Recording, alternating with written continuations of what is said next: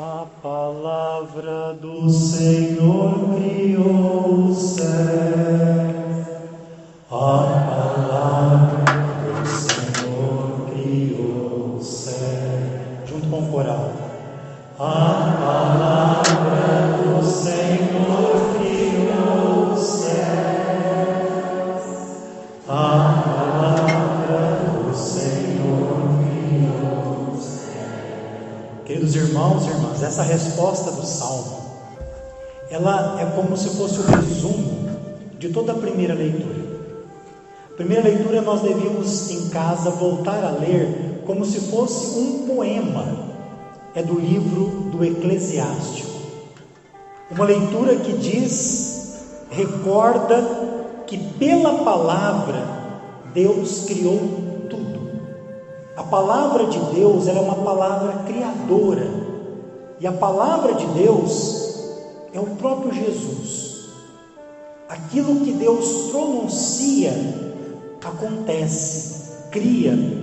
E é o que vai dizendo assim a primeira leitura. Diz que o sol contempla todas as coisas. Ou seja, o sol nasce e toca todo mundo.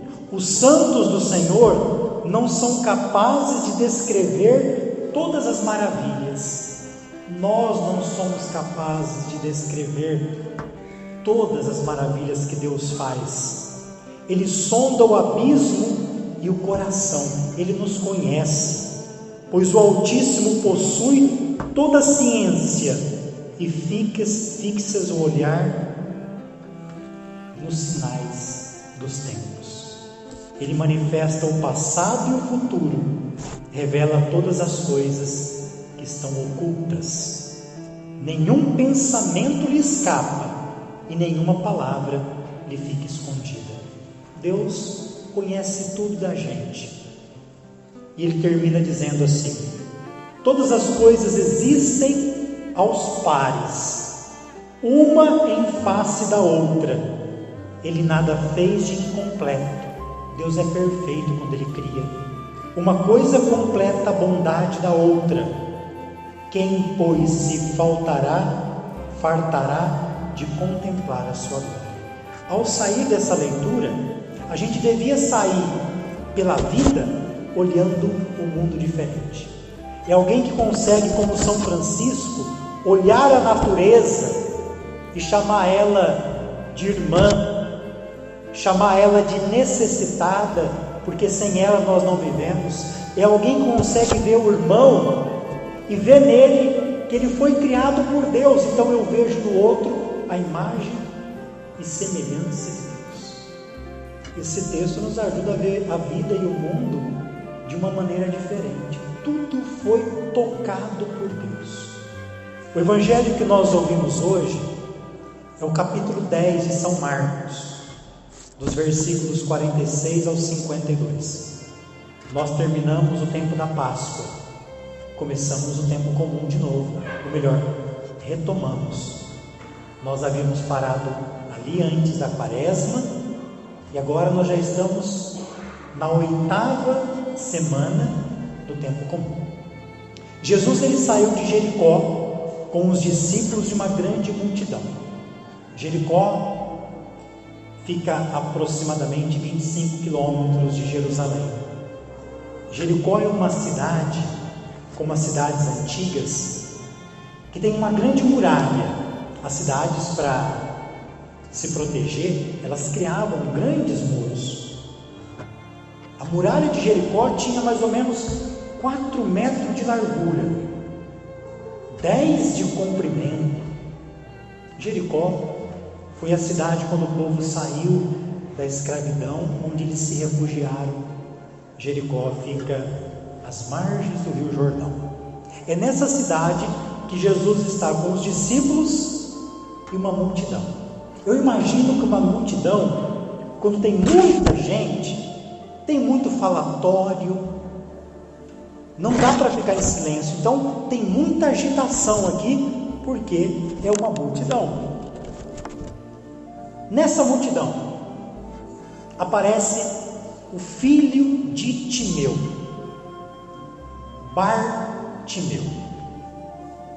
Jericó é a cidade também do nosso conhecido Zaqueu. E diz quem é Bartimeu: cego, mendigo, e estava sentado à beira do caminho. É muito importante, quando a gente lê esse texto, que a gente não fique preso apenas a uma pessoa que é cega fisicamente, senão a gente não vai entender nada. A cegueira que Jesus está falando no Evangelho, que é descrito por Marcos, é muito além de uma cegueira física. É uma cegueira que provavelmente o Bartimeu, como outro cego que é curado no Evangelho, que ele não era cego de nascença, mas ele ficou cego. E ao ficar cego, nós nascemos enxergando. Mas quantos de nós, no decorrer da vida, não fica cego?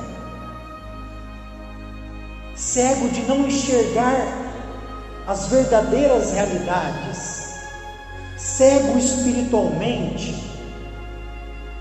E aí a cegueira fez com que ele começasse também a mendigar.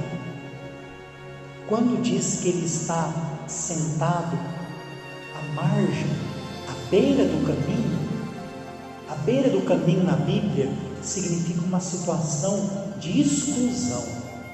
Ele está excluído da sociedade, ele não está no meio do povo, ainda mais que ele é cego. O que é cego para esse povo? É um castigado. Para muitas pessoas, a lepra, a surdez, a cegueira é um castigo de Deus pelos meus pecados. É assim que eles entendiam. E aí então, quando o cego Bartimeu ouviu dizer que Jesus Nazareno estava passando, ele começou a gritar: Jesus, filho de Davi, tem piedade de mim. Filho de Davi significa o Messias, aquele que era esperado da descendência de Davi para libertar. Olha que estranho, né? Havia uma multidão ali, muita gente. Parece até uma contradição. O cego que não enxerga é capaz de reconhecer Jesus como Messias.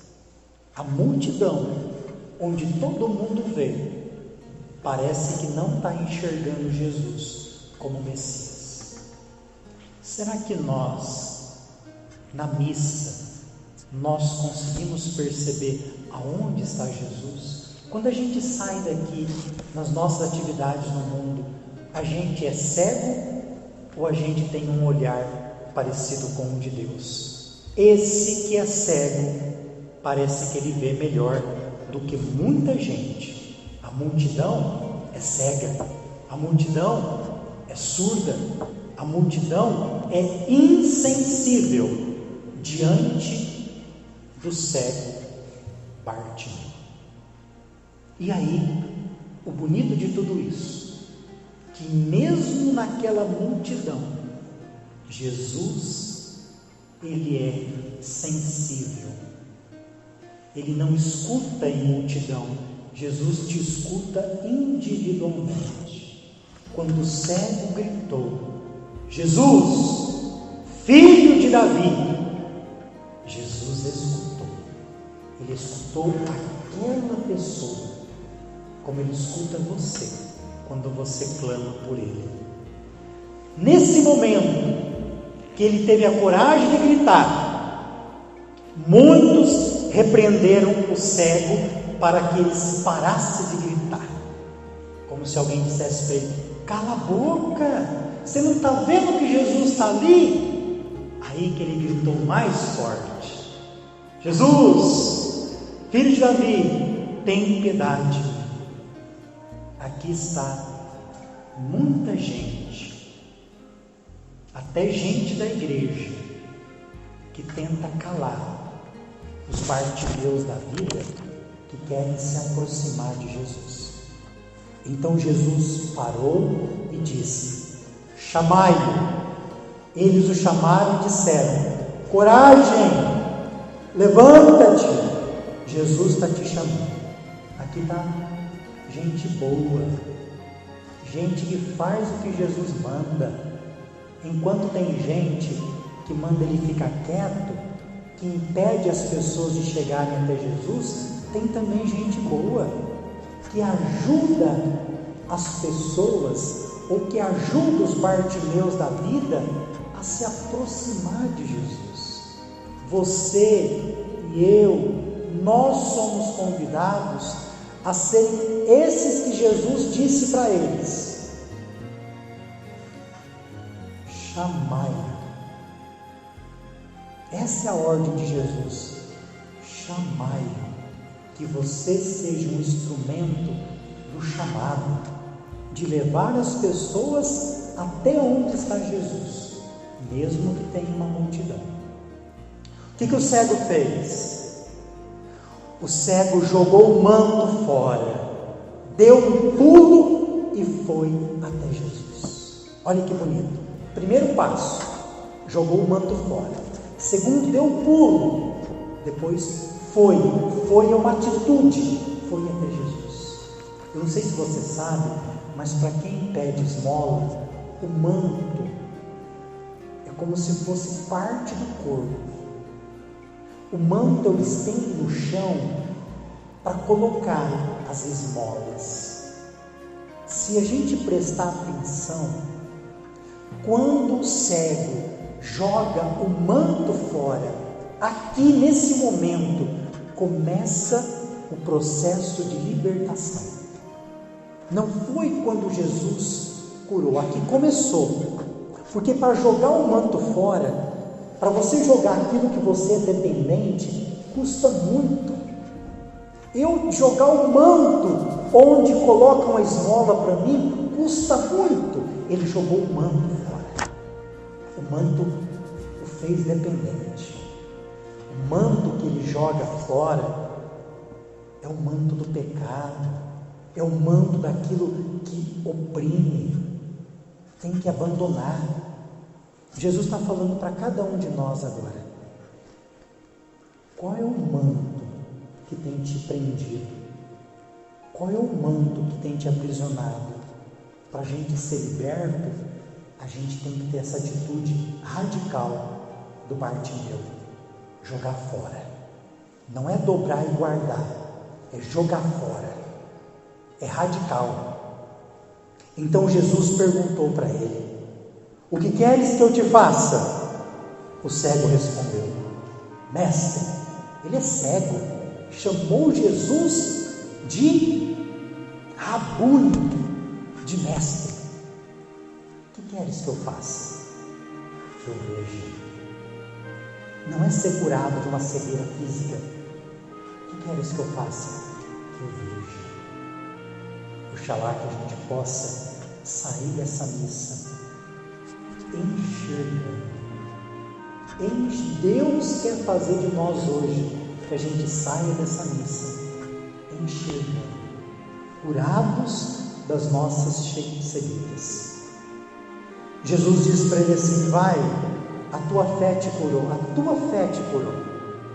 A fé que fez você, numa multidão, me reconhecer e gritar por 2 vezes: Jesus. Se você veio aqui hoje, é porque a tua fé te trouxe. Se você veio aqui hoje, Jesus está te falando também: hoje, meu filho e minha filha, a tua fé te trouxe aqui, a tua fé te curou. No mesmo instante, ele recuperou a vista.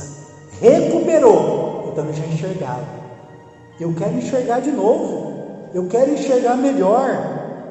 Então ele voltou a enxergar e começou a seguir Jesus pelo caminho. Onde que o cego estava no início do Evangelho? À beira, à margem do caminho. Como termina o Evangelho? O cego seguindo Jesus pelo caminho. Que nós possamos seguir pelo caminho. Louvado seja nosso Senhor Jesus Cristo.